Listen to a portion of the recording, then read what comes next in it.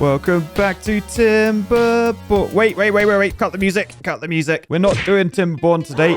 Because first, we need to come up with a way that we're going to get down there. If you've been following this series, you know we need to get to these underground ruins. Over here, our last remaining source of scrap metal is nearly gone. We have pilfered the land and there is none left. Mostly because all these train lines take a lot of metal to make. And because I found this source at the bottom of this sea, I feel like it's probably wise to do another map trying to find out whether we can actually get down there. So let's go somewhere that we don't really see in this game, the main menu. But first, a very exciting announcement. Now, if you've played Timberborn before, you'll know that when you mix berries and water, you'll make a beaver. However, those that have tried this in real life knows that there is a risk that you may accidentally grow an architect beaver that needs to be shamed. That's why I've teamed up with Makeship to guarantee an engineering beaver every time. And even better, you don't have to grow it yourself. Featuring detachable log and removable high-vis jacket, revealing a very special shirt underneath. Note, I wouldn't recommend ever removing your high-vis jacket. Safety first. Click the link in my description to get the limited edition engineering beaver now. They're only available for a short time. Hello, my old friend. It's been a while, but let's create a brand new map. I guess that size is fine. So this is what we're starting out with. Nothing, essentially. What I then want to do is probably make like a roundish cut down. So essentially, I just want to make a C, really. So we'll just do this as efficiently as possible. Then I think I want to raise up the sides a bit, just because the sea is quite deep in my Timberborners map. So next up, we need a starting location. So we'll bung that there. We then, of course, need the water source. So if we just fill in all this area, then we hit play, this should start filling up with water. Yeah, look at it go. So essentially, this is going to make my sea. I'll then need like a little outflow just so it doesn't flood everywhere. So let's just plop that in like that. That should allow the water to outflow that way off the edge of the map.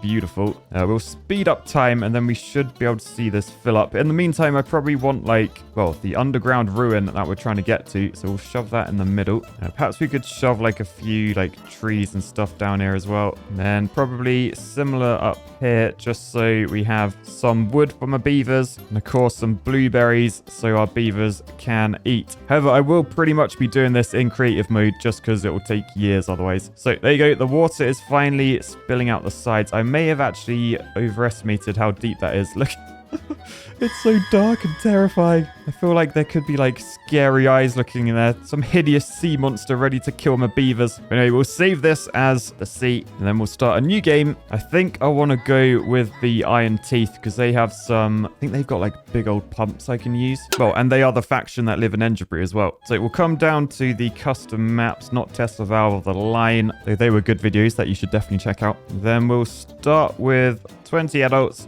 8 kids, start with a decent amount of resource, and then we will call our settlement Atlantis. Because if you hadn't guessed, yes, we are going to be building an Atlantis-style city under this sea. So I guess to start with, I probably want to turn the water off, actually, just so I can see what I'm aiming for. Right, so we want to build down there. But so these guys don't die, we are actually going to have to look after them first, because although beavers are the engineer of the natural world, they do need a bit of a helping hand occasionally. So we'll build a few water pumps over here.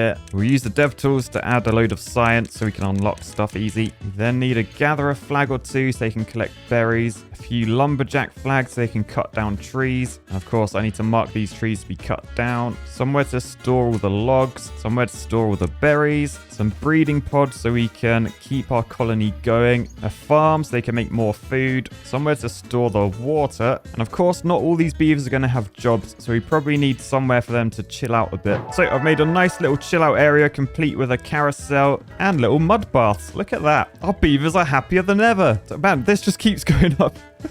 30. What is going on? Okay, maybe I need to look after my Timberborner beavers a bit better. Anyway, for now, I think we can leave them to that and stop upgrading. Why are they so happy? And yeah, we need to think about our Atlantis. So what I was thinking, we can build the walls as standard, just out of normal levees. I mean, I could actually speed it up by using some of these mod ones. Can we unlock some of these? Yeah, so they're just like taller pieces. So what's a 3x3? Is that? Oh, nice. Okay, that will save me a lot of time. Yeah, but I might just start with a normal levee just to draw this thing out because I want this to be like circular, like a normal Atlantis. I guess if we make like that the middle. How many tiles is that? 1, 2, 3, 4, 5, 6, 7, 8, 9, 10, 11, 12, 20, 21, 22, 23, 24, 25. Okay, so 25. I think I'll make it 26. Oh my god, stop being happy, beavers. What is wrong with you? So I've just got to find the middle, which I think is there, and then just go 13 wide, I think. So now we have a perfect square. I do feel like that's a bit small, actually, but now it's quite easy just to make it a little bit wider. So I can just add one to every single point, then maybe another one to make it a bit bigger again. And then I found this very handy little tool that allows me to put in exactly how big I want my circle, and it makes a perfect circle for me. So we're 30 by 30 wide. Well, technically, I think we're 31 if we're going to be accurate about this. No rounding today. So we've just got to make that at the bottom of the seat. So let's do this. So 3 on either side of that one, then 4, then 3, then 2, then literally keep doing 2s until up this end we should collide with something doing similar. So we want 3, 3, 4, 4, and then that one. Yes, look at that. Look at that. Right, we can get rid of these marker ones in the middle.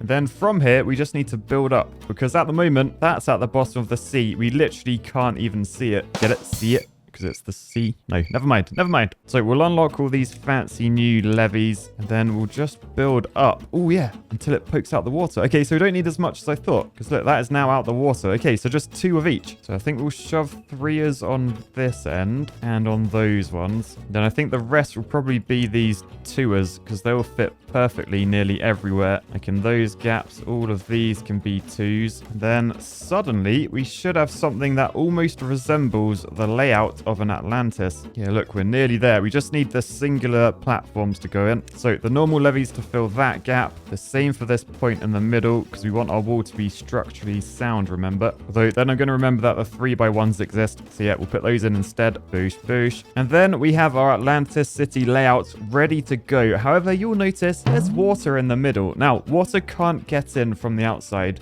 And we know that this game does have evaporation physics. So the center will actually evaporate and the outside will stay wet. However, we need to speed this up a little bit. And if we head into the water tab down here, we have this, quite a late game item, but it could be useful. A deep mechanical water pump. So if we unlock that for 5,000 science, yep, you can sort of see how this works. So if we were to build it there, it has a nozzle on that side. So that should suck all the water out. Although actually, it doesn't quite reach the entire way. Not ideal, but it should pump it out this side. Now, I imagine I'll probably need a few of these. And just thinking about my Timberborners episodes, they need 50 rolled steel, 50 treated planks, and 100 gears for each of them. But worth remembering, we're not actually going to need our Atlantis to be this big in the Timberborners. So hopefully we won't need as many pumps, but still, let's shove. I think we probably want 2 on each arm. I mean, actually, I could get like a 3rd in. I might want that. So they're all in, but you can see there is that symbol, which means they have no power. So this is where my team of beavers come in. We already have this guy. This engine creates 400 power. So, oh man, we're gonna need a lot of engines, I've just realized, because each of these requires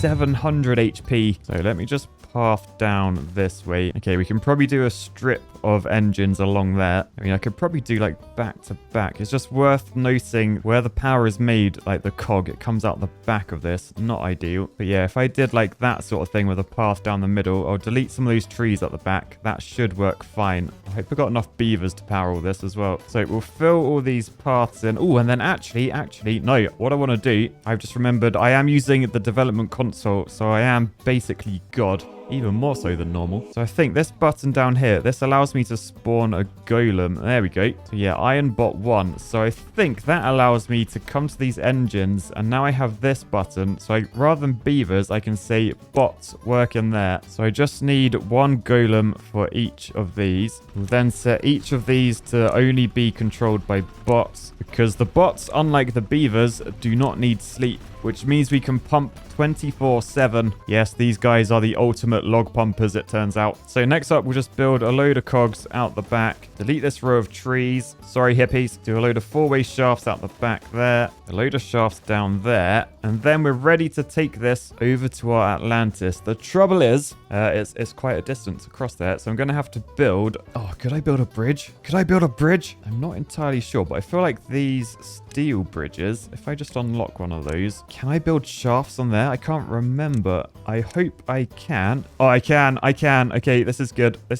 So we build a bridge there. Unfortunately, we're going to need like pillars in the middle. So we'll unlock a triple platform. So how long was that? 1, 2, 3, 4, 5. So 1, 2, 3, 4, 5, and then there, right? Okay, may have overestimated the height of that. Let's delete that. Swap for a single platform. Shove a bridge on there. Perfect. Can I then shove a bridge? No, I can't. I got to do another platforms to get the bridge out the other side. Okay, that's fine. Quick, easy job. And then we've got you there. But then we have it. We've incorporated a bridge. And you know what that means? We need a bridge review. An incredible dual-spanned red-painted truss bridge with the ability to take the power from all these engines by using shafts, an engineer's favorite tool, that then connect to the pumps, allowing us to pump water from the inside of Atlantis to the outside, meaning we should drain the internals and then be able to build our city. Overall, I give this shafty bridge a 6.9 out of 10.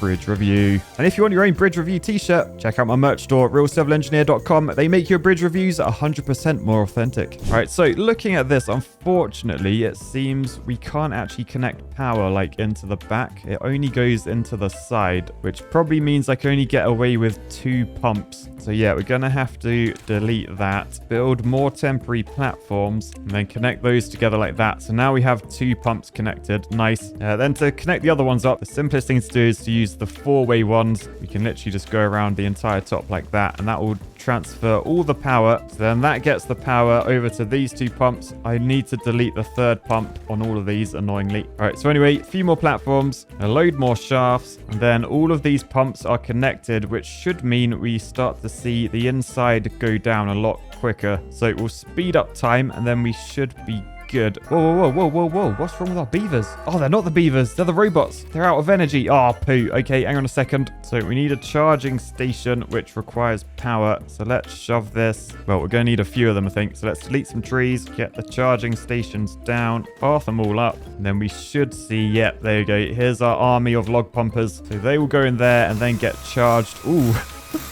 I bet that tickles, which means they can continue keeping these engines powered up with logs. You can see that is their life. They just carry logs into each of the engines to keep everything running. And oh, speaking of which, look at that. The water's going down so nicely. Okay, we'll keep fast forwarding. And I'll tell you what I can do. Development console, goodbye frame rate, but speed times 99. Oh yes, look at that water go.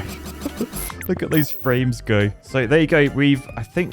Our straws are not quite long enough. They've sucked all they can. So the last bit of water may need to be evaporated out unless I can like temporarily get a pump lower. The thing is, I can't lower the outer walls because then water will flood into this place. I'll tell you what I could do though. This could be our water source for a little bit. If I were to move these pumps, then just use beavers to pump the water out for the remainder. Yeah, that's probably the most sensible thing to do. So I guess for now, we need to delete everything off the top layer. Thankfully, delete tool makes that pretty easy to do. Boosh. But we do still need these bridges because that is how our beavers are going to get over here. So I'll go delete the shafts. Of course, that's left a load of rubble on my bridge. So I'm going to have to delete that manually as well. So get rid of those. And then to be honest, I can probably get rid of most of, I may as well get rid of all of that. I don't need any of that power. So thank you, but your time is now up.